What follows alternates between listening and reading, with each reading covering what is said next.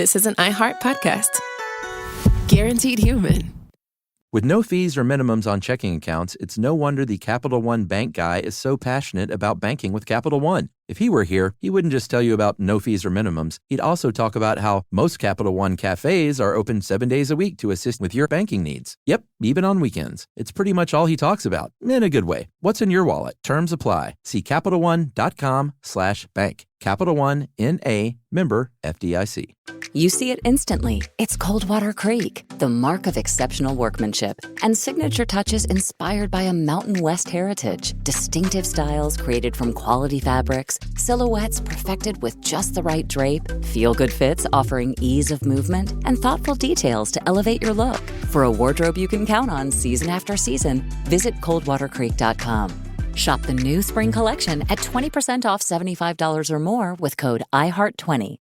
Brought to you by the reinvented 2012 Camry. It's ready. Are you? Welcome to Stuff You Should Know from HowStuffWorks.com. This podcast is brought to you by GoToMyPC, providing fast, easy, and secure access to your PC from any web browser. Access emails, files, programs, and network resources from home, the road, or anywhere there's an internet connection. Setup takes just minutes. Try it free. Visit gotomypc.com/stuff. Hi, and welcome to the podcast. I'm Josh. That's Chuck Bryant. Josh Clark, not Brian. I'm Josh. Right. We've got some listener mail claiming that Josh is Brian. Not true. At least they got the spelling of your last name almost correct without the T. I think they use the Y generally. Brian. Yeah, interesting. Yeah, so it's not Chuck and Brian. It's Chuck Bryan and Josh Clark. Bryant. That's what I said. Sure. Lighten up, Chuck. That's neither here nor there. No, it's not. What is here and what is there is intercessory prayer. Wow. That's a leap. I like it, though. It is. Do you like that segue? It's like a bull in a china shop. Let's go, you know? Yeah. Yeah, so, Chuck, I don't know how you feel about this, but there have been studies on prayer, right? Sure. And actually, people who pray, who pray for themselves, for others, but who spend a significant amount of time praying, you could also call it meditating. Sure. They actually lead healthier lives. Did you know this? I did. I read your article. Okay. A lot of good info in there. Right. Well, let me ask you this, because this is something that I was aware of before I wrote this article. And it was really interesting to see how it's been studied. But I was aware that people have been studying it, but to find, what the methodologies were like and what the results were. Exactly. I mean, were you aware that prayer healed? Is that something that you would have accepted before you read this article, or? Well, I grew up in the church, in the Christian church, and anyone who's grown up in church or has been to church like that knows that prayer is very central. Mm-hmm. It's the personal conversation that you have with God. Right. And so. Yeah, you're taught from early on that prayer makes a big, big difference. Right, and it actually does have a physiological difference. Right. Is that taught as well, or is this just a happy byproduct? No, in my church it wasn't, at least. They just said that's how you get results. I gotcha. Okay, well, speaking of results, there have been studies that have evaluated people, examined people who pray a lot, and they tend to have lower blood pressure.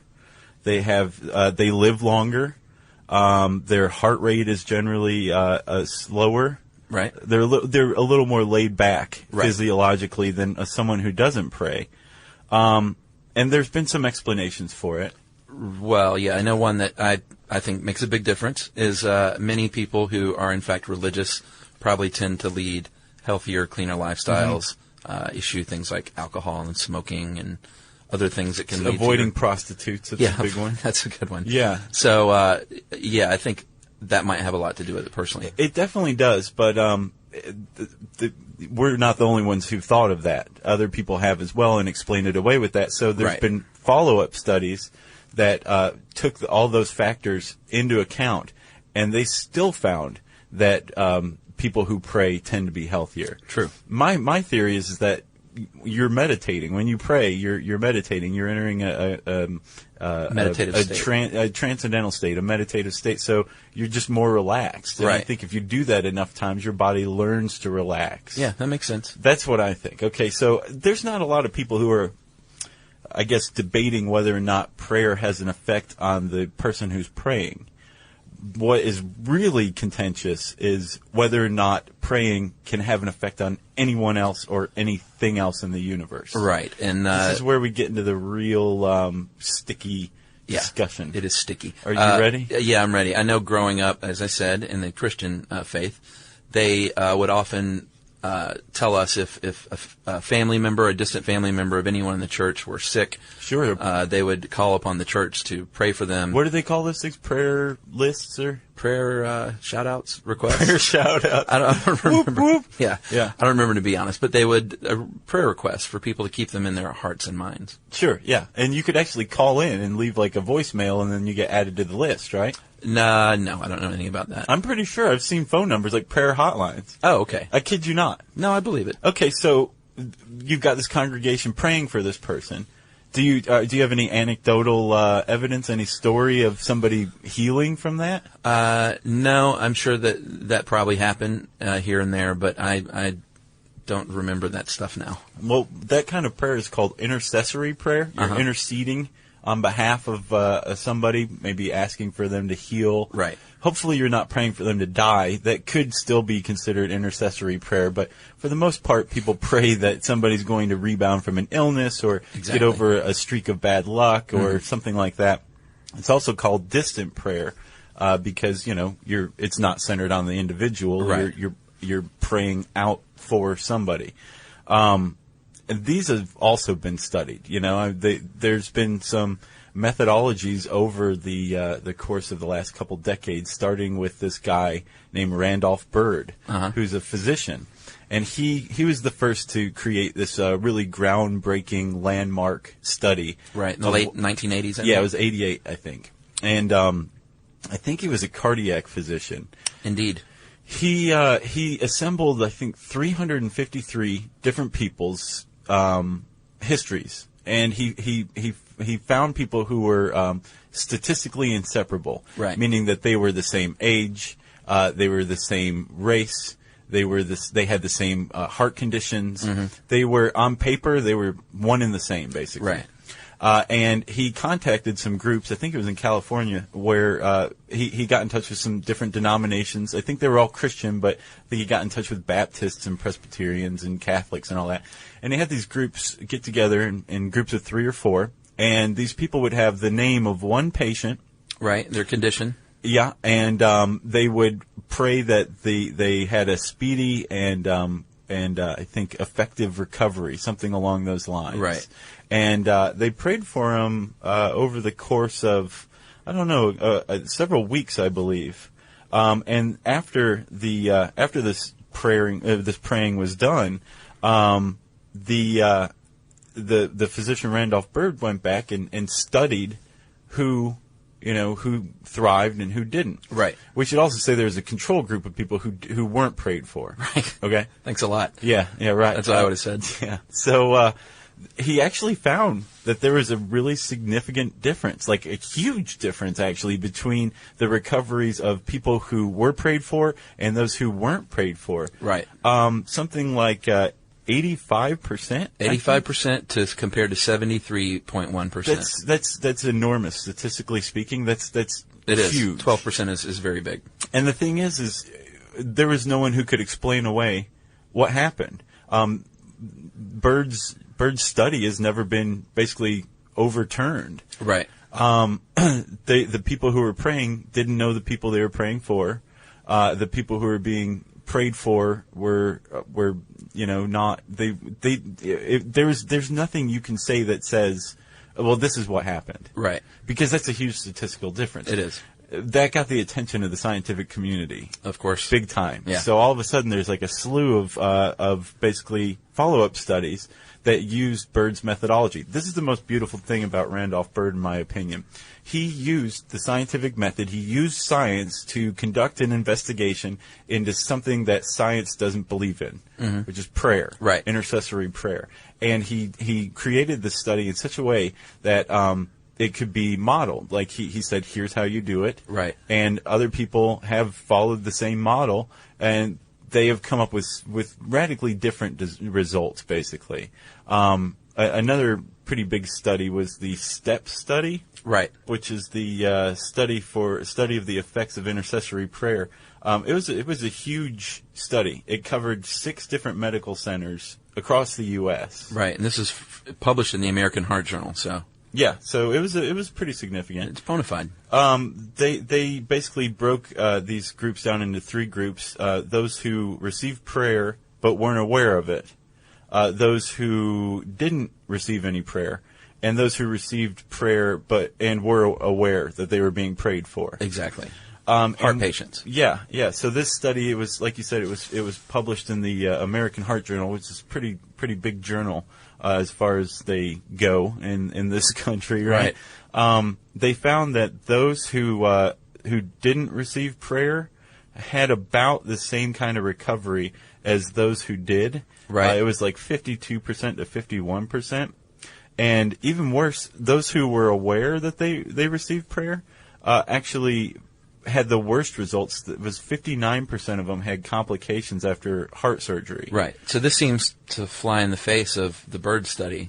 Yeah, it does. It's totally contradictory. It's also pretty counterintuitive too. I mean, how would prayer be harmful? Right. And that's actually one of the reasons why people are investigating prayer, why it's become kind of a niche field of study, because it's not really, if people are praying, maybe we should find out if it is in fact harmful. Science shouldn't just be like, yeah, go pray. We don't believe in that, whatever. Right. There should be investigations into it. And this is kind of startling. 59% of people who are aware they're being prayed for had complications following surgery. That alone warrants investigation into it, right? Mm-hmm.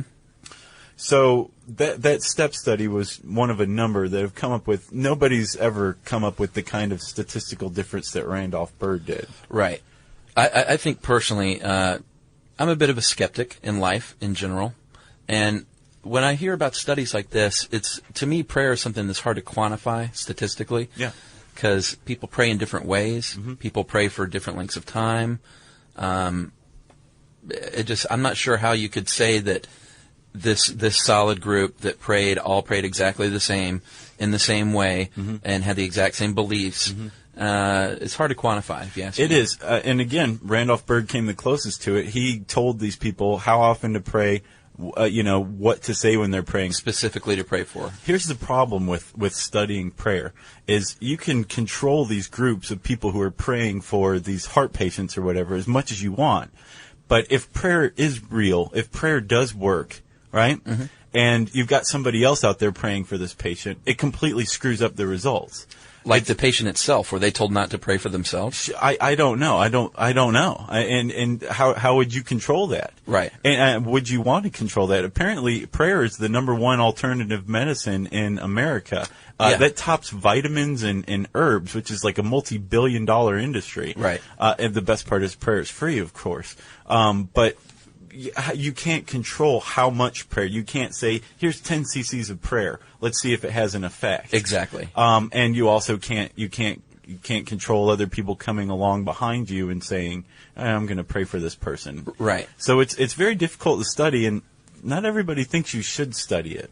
Right. And these are people that are being treated medically as well. This is not Christian scientists who, from what I understand, a lot of times don't believe in medicine, and they only believe in the power of prayer. Yeah. To heal. Yeah. No, these were people who were being treated through modern medicine and were being prayed for. Right. So you kind of there's different doctors and different levels of experience, mm-hmm. and so that's something you also have to take into consideration as well. You can't say that everyone was getting the exact same care and their whole life history and whether or not these people typically recover quicker than others. I mean, there's a lot of factors that weigh in here. There are, but you could also make the argument that all those factors would appear in any study. Yeah, that's true. And prayer is just like this extra layer. Smackdown. Basically. You just smacked me down. Yeah, sorry, Chuck. That's okay. I tried to do it gently. But like I said, not everybody thinks that we should be studying this, right? And that falls on both sides. There's obviously scientists who are totally skeptical of prayer and think it's a waste of time and funding. Right. But there's also religious devotees who believe we shouldn't be studying this kind of thing either, that it's folly. that you couldn't possibly study something like God. Right. And one guy put it that studying heart conditions, studying the power of prayer, is basically like asking a composer with, I think, a quadrillion times the talent of Beethoven to compose the notes to Three Blind Mice. Like we're getting so granular here that we're missing the big picture. Right. I would love to hear that version of Three Blind Mice. I bet it'd be really, really good. It would be too. So yeah, ultimately the jury's still out, and I don't know personally whether I want it to ever come in. I think it'd be pretty cool, and I definitely believe that there are aspects of us as humans and among the universe that science either can explain under the scientific method or just hasn't figured out the right methodology to apply it. Right. Definitely don't think science explains all, and anything science can explain doesn't exist. Right. And since my growing up in the church, now here as an adult, my belief is I'm sort of a to each his own kind of guy now. Sure. If you want to pray and you feel like it has an effect on you and your family and your loved ones, I say go for it. If you're a skeptic and you don't think that it does, then, don't. Yeah, and try to avoid the harmful praying, where you're actually praying for somebody to, become injured. That's just mean. Yeah, and I don't think that, come on. So different strokes for different folks then. Fantastic. Yep, like Gary Coleman. All right, well, coming up, Chuck is going to tell you about an article that satisfies a childhood fantasy of his. Indeed it does.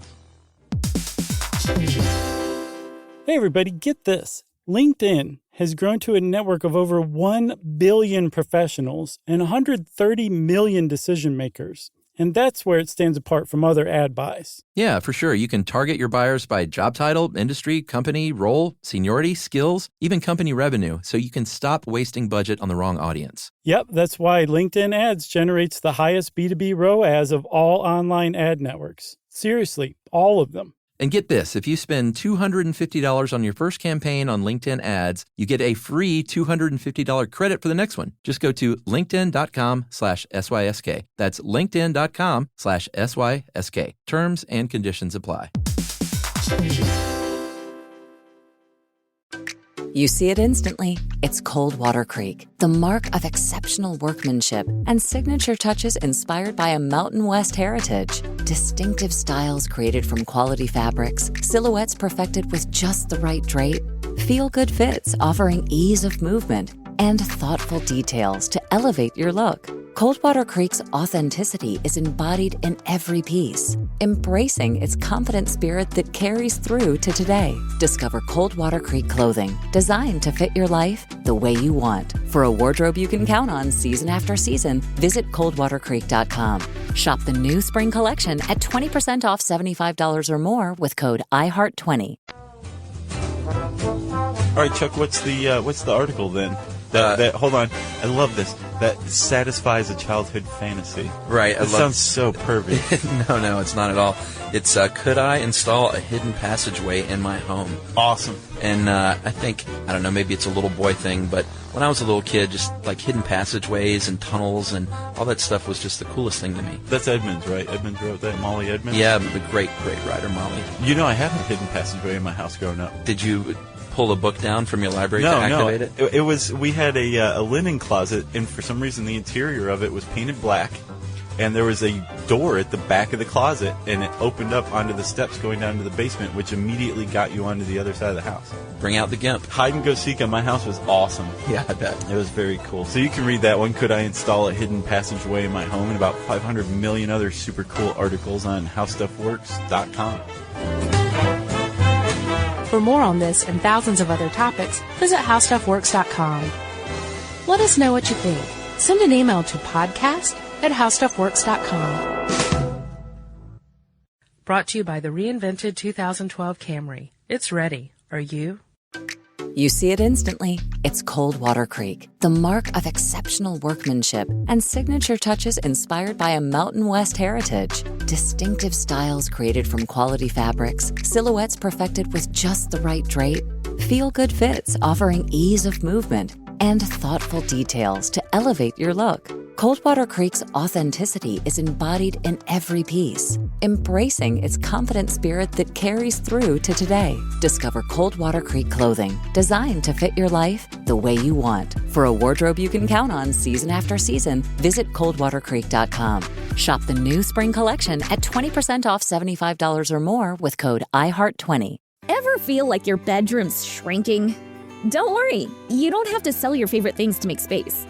With IKEA Bedroom Storage Solutions, think dressers, wardrobes, full closet systems, even storage boxes. You can keep it all. Your vintage band tees? Safe. Those limited edition sneakers? Plenty of room. And yes, your childhood teddy bear gets a spot too.